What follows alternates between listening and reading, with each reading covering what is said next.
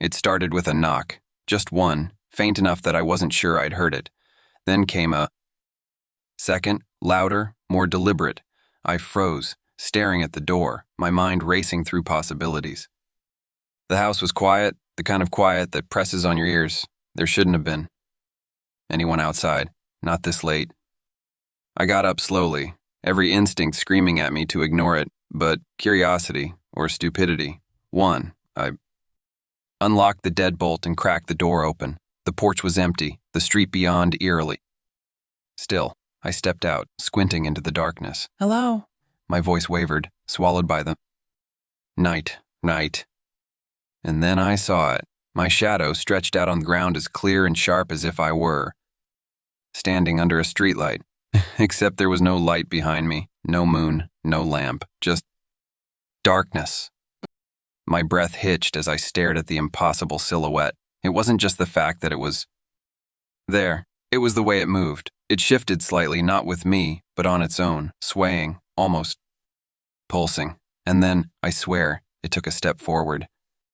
I froze, my breath catching in my throat as I watched the shadow shift. It wasn't just swaying. Its edges seemed to ripple, like smoke curling in the air, but it was still unmistakably me. The shape, the posture, the outline of my hair, it all matched. Except I wasn't moving. My legs were locked in place, my arms stiff at my sides, but the shadow took another step forward. I stumbled back into the doorway, my hand clutching the frame for support. The porch light flickered again, casting fleeting patches of darkness across the concrete, but no matter how the light shifted, the shadow remained solid, rooted to the spot, yet moving as if it had a will of its own. Moan. "Who's there?" My voice trembled, breaking the suffocating silence.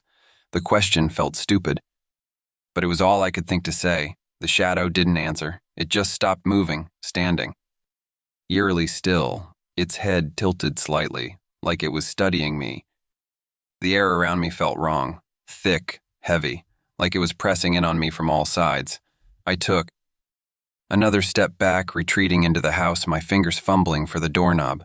I needed to close the door, to shut it out, whatever it was. But before I could, the knock came again. It wasn't from the door this time. It was behind me. I spun around, my heart leaping into my throat. The hallway stretched out before me, dimly lit by the single bulb in the living room. The house was silent, every shadow longer, darker than it should have been. My pulse pounded in my ears as I glanced back at the open door. The shadow was gone. Panic surged through me. I slammed the door shut and locked it, the deadbolt clicking loudly in. The oppressive quiet, but the house didn't feel safe anymore. The walls felt too close, the air too. Still, my legs felt like lead as I crept into the living room, my eyes darting to every corner, every shadow that shifted with the faint glow of the TV. That's when I noticed it.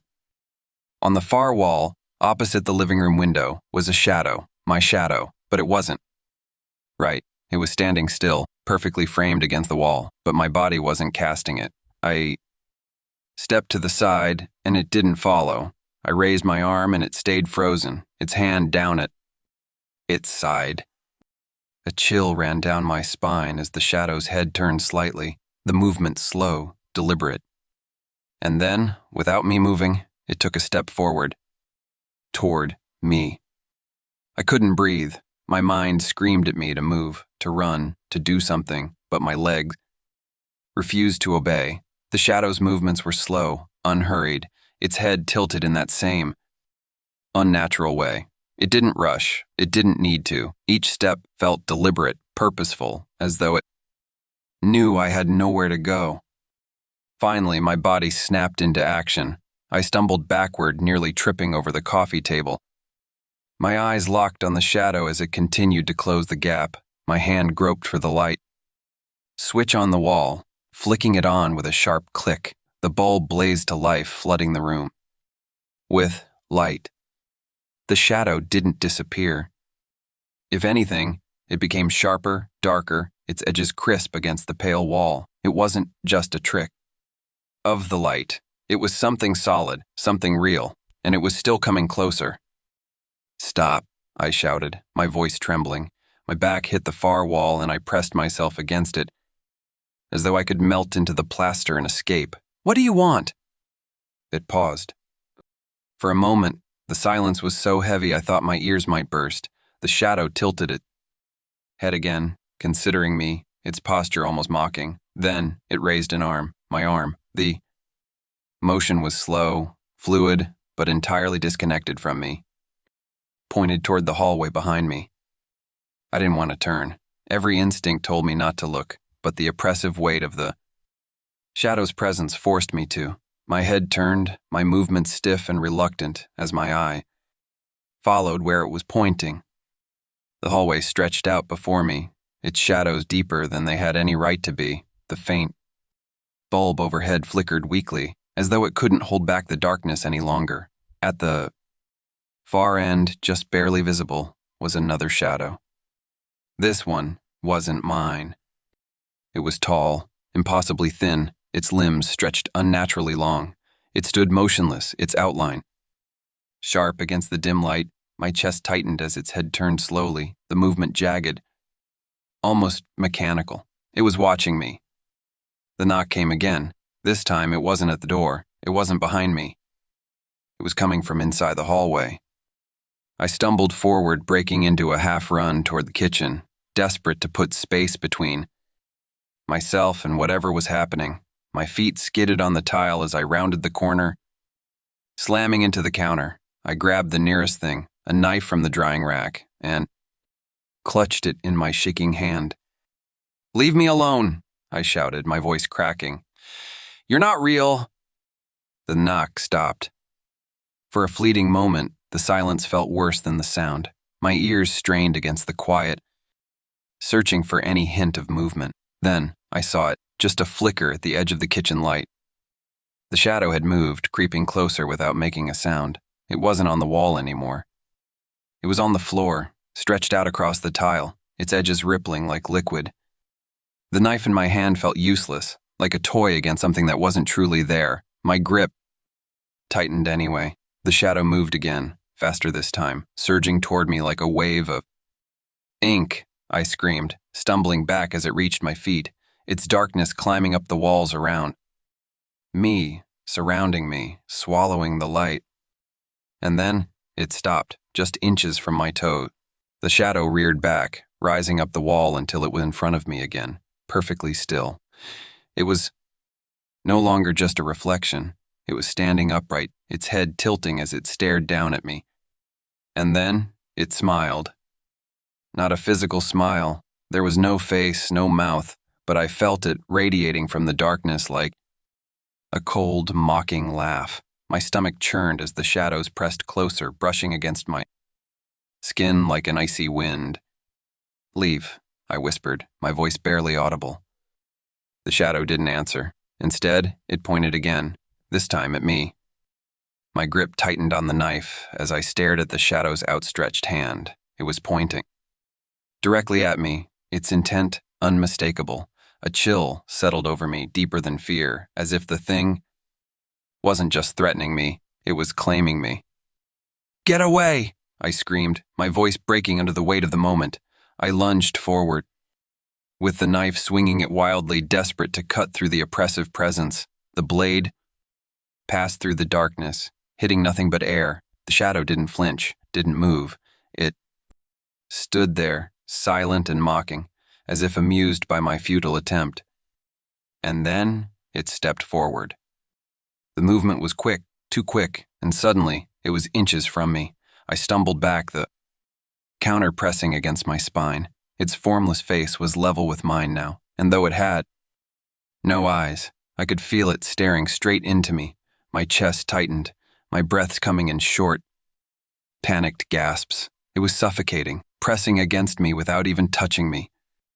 The knife slipped from my hand, clattering uselessly to the floor. My arms felt heavy, my leg weak, like the shadow was draining the strength from my body. "What do you want?" I managed to choke out, my voice barely a whisper. It tilted its head again, that unnatural, mocking gesture that made my skin crawl. Then, slowly, it raised its other hand and placed it on my chest. I gasped at the contact, not cold, but empty, like a void spreading through me. My heart pounded erratically, each beat weaker than the last. You, it whispered, though the sound didn't come from the shadow. It came from everywhere, from the walls, the floor, the air itself. The word echoed in my mind, reverberating, until it was all I could hear. I tried to move, to push it away, but my body wouldn't respond. My hands trembled at my sides, useless as the shadow's form began to shift. It wasn't flat anymore. It was solid, taking on a shape that mirrored mine. Its limbs stretched and twisted until it stood fully upright, a perfect, twisted replica of me. My breath caught in my throat as it leaned closer, its head nearly brushing mine. I couldn't move, couldn't look away, as its featureless face began to shift. Slowly, horribly, it formed a mouth, a wide, jagged grin that spread too far, cutting across its face like a wound. Then, it spoke again, its voice a distorted version of mine. Your turn. Before I could react, the shadow surged forward, enveloping me. Swallowed by darkness, and I felt a terrible pull like I was being dragged into an abyss. My limbs flailed uselessly as the shadow wrapped around me, its presence sinking into my skin, into my very being. My vision blurred, and for a moment I thought I'd black out completely. But then, I opened my eyes. I was still in the kitchen, the light overhead flickering weakly. The shadow was gone. The knife lay on the floor where I'd dropped it, and the room was eerily still, as if nothing had happened. For a moment, I thought I was safe. Then, I looked down. My shadow stretched long across the floor, sharper and darker than before. With me, it moved on its own, shifting and writhing as if alive. My chest tightened as I realized the truth. The shadow hadn't left. It had become me. The realization hit me like a punch to the gut. The shadow wasn't gone. It had merged with me, twisted itself into the deepest parts of my being. My body felt foreign, like an ill-fitting suit, the air around me heavy with a suffocating presence that wasn't entirely my own. I stumbled to the sink, gripping the edge of the counter for support as I fought to steady my breath. My reflection in the kitchen window caught my eye and I froze. The figure staring back at me wasn't quite right. It looked like me, same face, same eyes. But there was something hollow in its expression, something darker lurking beneath the surface. The light overhead flickered again, casting brief shadows across the room. Shadow moved independently, shifting and twisting in ways my body didn't. It curled around the edges of my feet, stretching unnaturally along the walls. My breath hitched as I raised my hand to touch my face. The reflection didn't follow. Instead, it tilted its head, that same jagged, mocking motion I'd seen before. The grin returned, splitting its face wide in a way no human could replicate. My knees buckled, and I collapsed. The floor, my heart racing as the reflection began to step closer, not in the window, but in the glass itself, as though it could push through at any moment. Let me out, it whispered, the words distorted and low, the voice both mine and not mine at the same time. I scrambled back, crawling on my hands and knees, my pulse roaring in my ears. The shadow won. The floor shifted with me, coiling like a predator ready to strike. I reached the far wall, pressing myself against it, desperate for a way out. But no matter where I turned, the shadow followed, an unrelenting reminder of what I'd lost and what it had taken. Let me out, the voice said again, louder this time, and I realized it wasn't just coming from the reflection anymore. It was in my head, seeping into my thoughts like ink spreading through water. The shadow on the wall stretched higher, darker, blotting out the faint light as it loomed over me. Get out of me, I screamed, slamming my fists against the floor, against the wall, against anything that might break the connection. But the shadow didn't flinch. It only grinned wider, its presence wrapping tighter around me until I could barely breathe. And then everything stopped. The light in the room steadied. The shadow retreated, shrinking back into a flat, passive shape on the floor. My reflection in the window returned to normal, its expression matching mine. For a moment, I thought it was over. I let out a shaky breath, my body trembling as I tried to pull myself to my feet. But as I moved, the shadow didn't. It stayed still, frozen in place even as I staggered toward them. Door. My reflection in the window tilted its head again, and this time, I understood. I wasn't in control anymore. The shadow didn't leave. It didn't need to. It had me now, and I had no way of knowing where it ended and it began. What would you do if your shadow started moving on its own? Share your thoughts or similar eerie experiences in the comments below.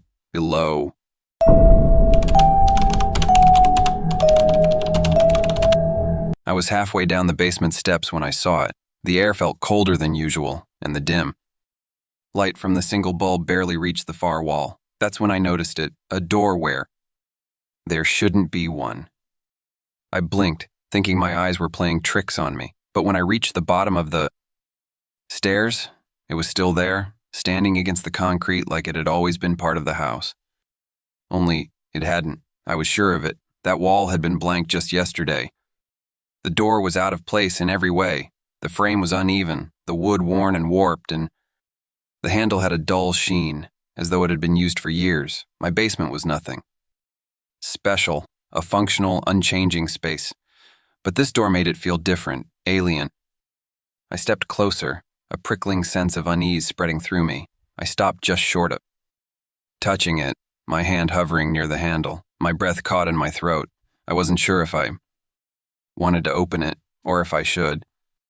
My hand lingered near the handle, trembling slightly as my breath grew shallow. Looked ordinary enough, but standing this close to it, I felt something I couldn't explain. The air was heavier here, colder, and every instinct screamed at me to walk away. I didn't. Instead, I took another cautious step forward, the rough cement floor cool under my bare feet. My fingers brushed the worn brass handle, and a jolt of cold shot through my arm, sharp enough to make me pull back. My heart pounded as I stared at the door, trying to make sense of what I was feeling. It wasn't just the cold, there was something else, something behind the door. Waiting. I swallowed hard and gripped the handle again, forcing myself to turn it. It didn't budge. The ductor rattled in its frame but held firm, as though it was locked, or as though it didn't want to open. My frustration flickered to relief for a moment. Maybe this was a sign to leave it alone, to turn around and go back upstairs where everything was normal. But then I heard it. A faint, muffled sound came from the other side of the door. It was soft, like whispering. Too indistinct to make out words, but unmistakably there. My breath hitched and I froze, straining to hear. The whispers grew louder, more insistent, overlapping in a disjointed rhythm that made my skin crawl. I backed away, my chest tightening. My foot hit a box behind me, the thud breaking the silence and scattering the whispers instantly. The sudden quiet was worse. I stared at the door, half expecting it to swing open on its own, but it stayed shut, its surface as still and lifeless as before. Forcing a shaky laugh, I told myself it was my imagination, stress, lack of sleep. A perfectly rational explanation for everything, but as I turned head back upstairs, I felt it the same. Trickling unease on the back of my neck like eyes boring into me. I stopped mid-step, glancing back. The door was no longer just a door. Its outline seemed to shimmer faintly in the dim basement light, like the edges were moving. I blinked hard, but the effect was gone. I shook my head and bolted up the stairs, slamming the basement door behind me. My heart was racing, and my hands trembled as I locked it, my ears straining for any sound from below. The house above me felt silent, almost too still, but I couldn't bring myself to go back down. But as I stepped away from the door, I heard it again, the faintest knock coming from deep below, not on the basement door, on the door in the basement. The sound was waiting for me.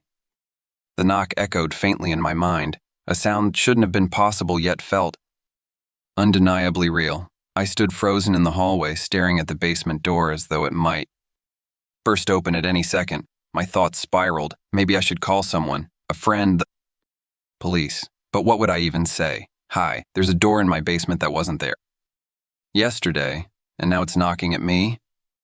I shook my head, trying to banish the growing sense of dread. Logic told me to ignore it, to pretend the door didn't exist, but curiosity, or maybe something darker, kept me rooted to the spot. The knock came again, louder this time. 3 deliberate, perfectly spaced knocks that sent a shiver racing up my spine. I didn't want to go back down there. I knew I shouldn't, but my legs moved anyway, each step. Toward the basement door, feeling heavier than the last, my trembling hand reached for the knob, and with a deep breath, I unlocked it and pushed it open. The basement light flickered weakly as I descended the steps, the cold air wrapping around me. Like a shroud, my eyes darted toward the far wall where the door stood waiting, its chipped paint and worn brass handle exactly as I'd left it, except now, the shimmering outline wasn't subtle. The edges seemed to ripple, like heat waves rising from asphalt, bending the air around them. The air grew colder the closer I got, my breath visible in thin puffs. The whispers started again, faint and insistent just behind the door. They weren't muffled anymore. I could almost make out words, though. They overlapped in a way that made no sense. One voice stood out above the rest, deeper, angrier, repeating the same thing over and over. Let me in. I stopped inches from the door, my heart hammering in my chest. My hand hovered over the handle, but before I could touch it, the knob began to turn, slowly, deliberately. My body locked up, terror rooting me in place as the door creaked open, the sound grating and impossibly loud in the silence. Beyond the door was darkness, not the kind of darkness that comes with an unlit room. This was deeper, almost alive, a void that seemed to swallow the light. Around it, my pulse thundered in my ears as I stepped closer, drawn toward the void despite every fiber of my being screaming at me to stop. The whispers grew louder, spilling out from the darkness in a chorus of jumbled words, some desperate, some taunting. The floor beneath my feet felt unsteady, as though the void was pulling me in. And then I saw it. At first, it was just a shape, faint and formless, shifting at the edges of the void. Adjusted to the unnatural blackness, the shape solidified. It was a figure, tall, impossibly thin, its head tilting unnaturally as though it were examining me. My throat tightened as the figure stepped forward, its movements jagged and wrong, like a puppet with invisible strings. The whispers stopped abruptly and the figure froze in the doorway, just inches from me. Its face, or lack thereof, came into view, smooth, featureless, but somehow expressive, as though it were smiling without a mouth. "Thank you," it said, though its voice wasn't spoken aloud. It resonated in my head, low and chilling, as if the words had always been there, waiting to be heard. The figure raised a hand, long and spindly, pointing past me toward the stairs. I didn't wait to see what it would do next. I stumbled backward, nearly falling as I turned and bolted up the steps. The whispers roared back to life, chasing me as I slammed the basement door shut behind me. For a moment, everything was still. My chest heaved as I leaned against the door, the cold surface pressing into my back. I thought I was safe. I wanted to believe I was safe. And then the knock came again. This time, it was on the other side of the basement door. The knock was louder now, more forceful, as if whatever was on the other side wasn't just knocking. It was trying to break through. My heart felt like it might tear out of my chest as I stumbled away from the basement door, nearly tripping over myself in my panic. It knocked again, 3 times. Sharp, deliberate. I backed into the kitchen, gripping the counter for support. My hand shook as I searched for my phone, only to realize I'd left it upstairs. My mind raced. Call for help, run, do something. But my legs felt weak, like the floor beneath me wasn't entirely solid anymore. The knocking stopped. For a brief, terrifying moment, the silence was worse than the sound. The house felt alive, the walls closing in around me. The air was thick, heavy, almost vibrating with something I couldn't see but could feel, an oppressive weight pressing down on my chest. And then I heard it, the creak of the basement door swinging open. No, no, no, I whispered to myself, clutching the counter so tightly my knuckles turned white. I didn't want to look. I couldn't look. But the sound footsteps, soft, deliberate, impossibly light, forced my head to turn. The hallway was empty. The door to the basement was wide open, its darkness yawning like a mouth, inviting me back in, but I wasn't going back, not ever. I bolted for the stairs, my feet pounding against the floor as I raced toward the safety of my bedroom. I made it halfway up before the sound stopped me dead in my tracks, a voice low and distorted, calling out my name. It wasn't just any voice, it was mine. I froze, clutching the railing, my breath shallow and uneven. The voice came again, rising from the depths of the basement like a taunt. Come back. It stretched the words, the sound curling into my ears like smoke. You open the door. It's yours now. I turned and ran the rest of the way up the stairs, slamming my bedroom door shut and locking it. My hands fumbled to push a dresser in front of the door, my pulse roaring in my ears. I grabbed my phone from the nightstand, my fingers trembling, and I dialed 911. The call didn't connect. Instead, the phone emitted a high-pitched static, crackling in my ear like nails on a chalkboard. I dropped it, my breath coming in panicked gasps as I becked against the far wall. The room felt wrong, like the air was heavier here too, the same suffocating presence I'd felt downstairs. And then I noticed it. My closet door was open, not wide, just a crack, enough for me to see the darkness inside.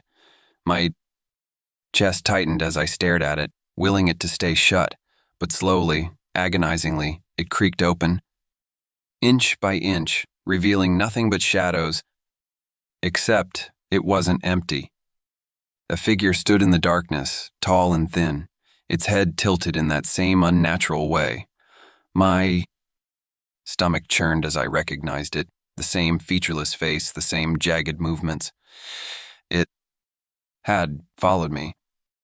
Thank you, it said again, its voice reverberating through the room. This time, the words were louder, clearer, as though it were speaking directly into my mind. The figure stepped forward, its spindly hand reaching out toward me.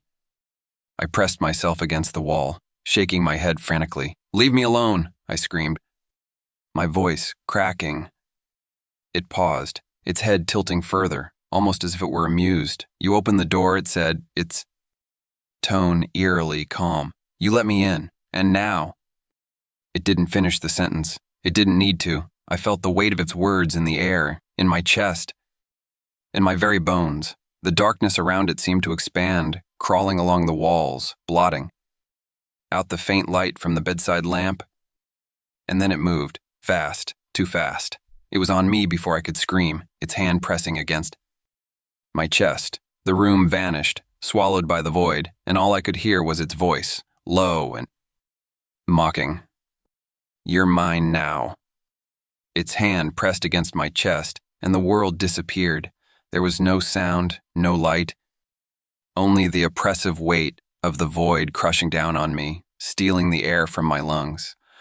I tried to scream, to move, but my body wouldn't obey. The cold seeped into my skin, deeper than the bones, wrapping around me like chains. You're mine now, the voice echoed, not just in my ears but in my very mind. The words twisted, folding into themselves, growing louder and more distorted with each repetition. My thoughts blurred, panic giving way to a deeper, more primal fear, something ancient and all-consuming. And then, just as suddenly as it began, the pressure released. I gasped, collapsing to the floor. The room was back, the walls, the furniture, the faint glow of the bedside lamp, but everything felt wrong. The air was too thick, too still, and the shadows in the corners seemed darker, stretching toward me like hungry tendrils. I looked up, expecting to see the figure still standing over me, but it was gone.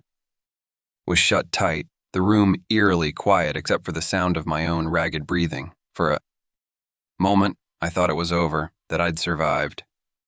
But when I tried to stand, my body felt foreign. My limbs trembled, weak and unfamiliar, as though they didn't belong to me anymore. I stumbled toward the mirror on the dresser, desperate to see myself, to confirm I was still me. I wasn't. The reflection staring back at me wasn't mine. It looked like me, same face, same eyes, but the expression was wrong, hollow, detached. And then it smiled, a slow, deliberate smile that didn't reach its eyes. My own lips didn't move. My chest tightened, panic rising again as the reflection tilted its head, the same unnerving motion the figure had made. I backed away, my legs giving out as I fell against the bed. The smile in the mirror grew wider, impossibly so, stretching across my face in a grotesque mockery. "You let me in," it said, the voice layered with mine and the figures twisting into something unrecognizable. Now I'm free. I don't know how long I sat there, staring at the reflection that wasn't mine. Time felt warped, stretched thin like the air around me. When I finally found the strength to move, I left the house. I didn't pack. I didn't call anyone. I just ran. But I couldn't escape. It's been weeks now. I've stayed in motels, shelters, even slept in my car, but no matter where I go, the door finds me. At first, it was only in my dreams, a faint outline at the edge of the darkness, always waiting. But now it's real. I'll wake up and find it standing at the foot of my bed or leaning against the wall in the corner of whatever room I'm in. The whispers never stop. "You let me in. You're mine." Sometimes I think I see the figure in the doorway, its head tilted, its hollow presence pressing against me like a promise of something worse. I don't know how much longer I can run. The door is always there, and deep down I know the truth. It wasn't just the figure that came through. I brought something else with me. Something that will never let me go. And now I can feel it inside me, moving, waiting. It's not a matter of if it will take over. It's only a matter of when. What do you think the door represents? Is it just a portal or something more sinister? Let's unravel the mystery together in the comments.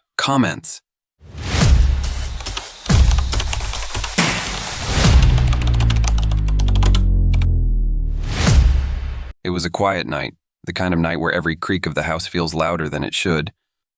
I'd spent the day going through some old family photos, sorting through dusty albums my grandmother had once treasured. By the time I went to bed, I felt the weight of nostalgia pressing down on me.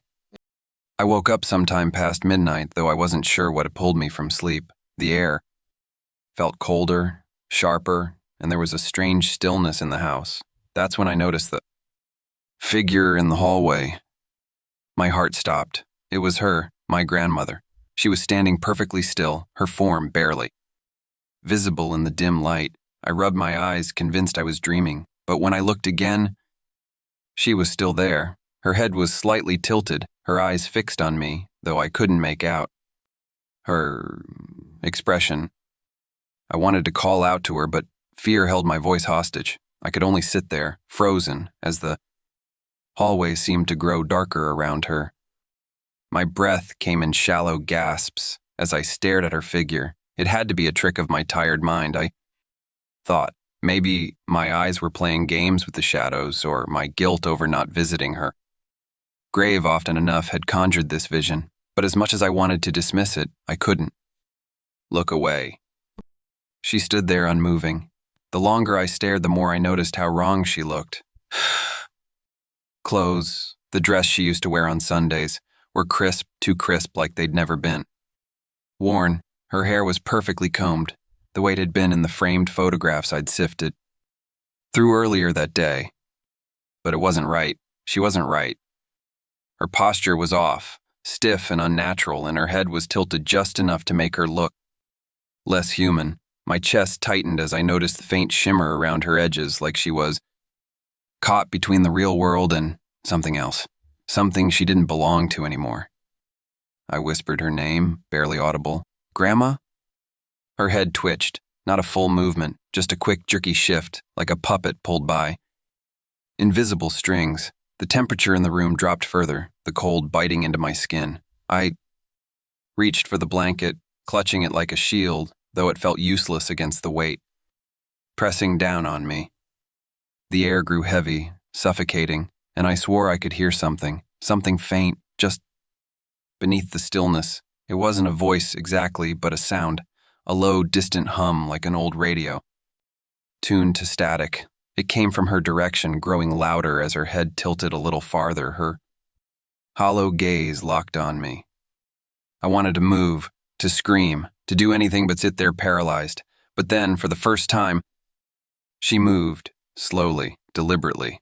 She raised one hand, pointing toward me with fingers that didn't look like hers. They were thin, too long, the nails darker than they should have been. That's when she spoke. But it wasn't her voice. It was something deeper, guttural, and wrong. "Why did you bring me back?" The words hit me like a punch to the chest. Why did you bring me back? I hadn't done anything, had I? My mind scrambled, searching for an answer, but nothing made sense. I didn't bring her back. I couldn't have. It wasn't possible. "Grandma," I whispered again, my voice cracking. "I didn't." Her head twitched again, her hand lowering slowly, unnaturally, like it was being wound down. By invisible gears, the static hum grew louder, vibrating through the air, through me. Scream, to run, but I couldn't tear my eyes away from her. "Why did you bring me back?" she said again, the words slower this time, heavier. Her mouth didn't move like it should. It opened too wide, her jaw jerking unnaturally with each syllable. Her dark eyes fixed on mine, unblinking, and I realized something horrifying. This wasn't my grandmother. The shape was hers, the dress, the hair, even the faint scent of lavender that clung to her, but the presence behind her gaze, the way she moved, the voice, none of it belonged to her. My breath quickened as I thought of the photographs I'd sifted through earlier that day, the memories, they stirred. Had I called her back somehow? Had my grief opened a door I couldn't close?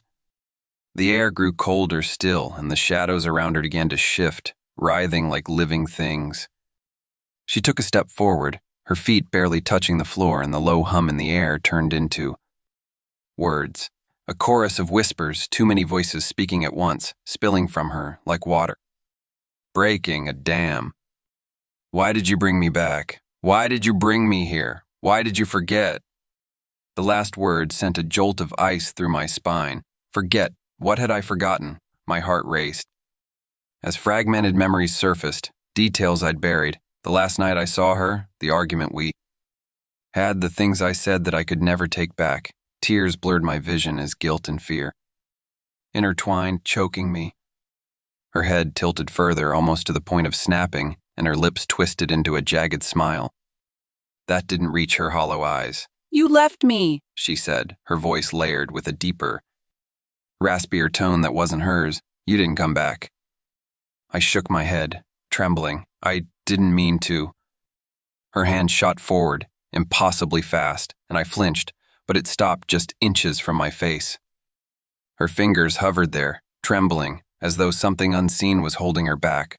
Her smile faded, replaced by an expression I couldn't understand. Anger, sadness, desperation. "You let me go," she whispered, her voice softer now but no less terrifying. "And now?" "Leave, leave." The words hung in the air as her figure began to distort, flickering like a damaged projection. The shadows behind her grew darker, stretching toward me like tendrils, and the whispers rose to a deafening crescendo. I snapped out of my paralysis and scrambled backward, falling off the edge of the bed. Pain shot through my arm as I hit the floor, but I didn't care. I crawled toward the door, my heartbeat roaring in my ears. The air felt heavier with every movement, like I was dragging myself through molasses. As I reached the doorframe, the whispers stopped. I glanced back, my heart in my throat, and saw her standing there, perfectly still, her head straightened now. But she wasn't alone anymore. Behind her, the shadows had coalesced into a mass of shifting shapes, arms, faces, gaping mouths that seemed to watch me with malevolent glee. Her voice broke the silence, low and resonant, echoing through the room. You can't undo what's been done. And then she took another step forward. Her step was slow but deliberate, each movement tugging at the air around her like ripples in water. The massive shadows behind her seemed pulse, their grotesque shapes shifting. Watching, my breath hitched as I scrambled into the hallway, using the wall to push myself upright. My legs wobbled and the weight in the air felt like it was pressing against my chest, squeezing tighter with each passing second. Stay back, I stammered, my voice barely audible over the faint hum that now filled the house. She didn't respond, her hollow gaze fixed on me, but her movements didn't stop. Another step. And another. The whispers began again, faint at first, coming from the shifting shadows. They weren't just random murmurs. They were calling my name, over and over, layered on top of one another, overlapping in a chilling cacophony. My name, spoken in her voice, but wrong, stretched, distorted. I reached for the wall, desperate for balance, for escape. My fingers brushed a picture frame. Photo of my grandmother and me from years ago. It clattered to the floor, the glass shattering. And her head snapped toward it. Her expression shifted, her lips curling into a jagged semblance of a smile. Why did you forget? She said again, the word resonating, not just in the room but inside my head, burrowing deep into my thoughts. Images flashed before me, moments I hadn't thought about in years, the argument we had the day she passed, the guilt I'd tried to bury under layers of distraction and avoidance. I felt my chest tighten as a wave of cold realization washed over me. This isn't real, I muttered, clutching at the wall. You're not real. Her form flickered, the shadows behind her growing darker, more pronounced. The smile faded, and she tilted her head again, a marionette controlled by invisible strings. Guilt, she whispered, her voice soft but sharp, slicing through the air. No, I shouted, shaking my head. I didn't. The whispers surged, a deafening roar of voices drowning me out. The shadows lashed forward, tendrils of darkness reaching for me, brushing my arms, pulling at my clothes. My grandmother's form flickered again, distorting, the edges of her figure bleeding into the swirling void behind her. You brought me back, she said, her voice blending with the chorus. You can't leave, not without me. The tendrils wrapped tighter, their icy grip sinking into my skin. I thrashed, pulling away, and my hand found the edge of the broken frame on the floor. Without thinking, I grabbed it, the jagged glass cutting into my palm. I barely felt the pain as I swung wildly at the shadows, the broken glass, slicing through the air. The effect was immediate.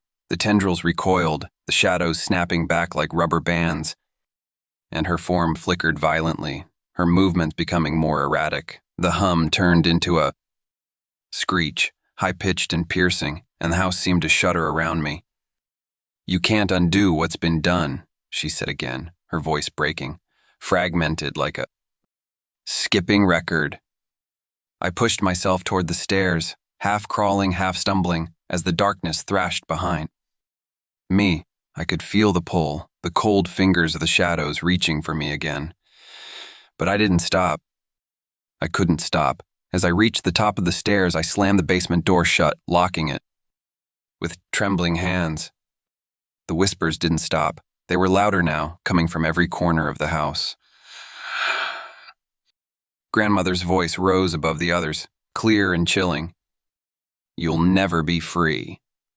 The only sound was my ragged breathing as I pressed my back against the locked door. My heart pounded in my chest, every beat a desperate plea for safety.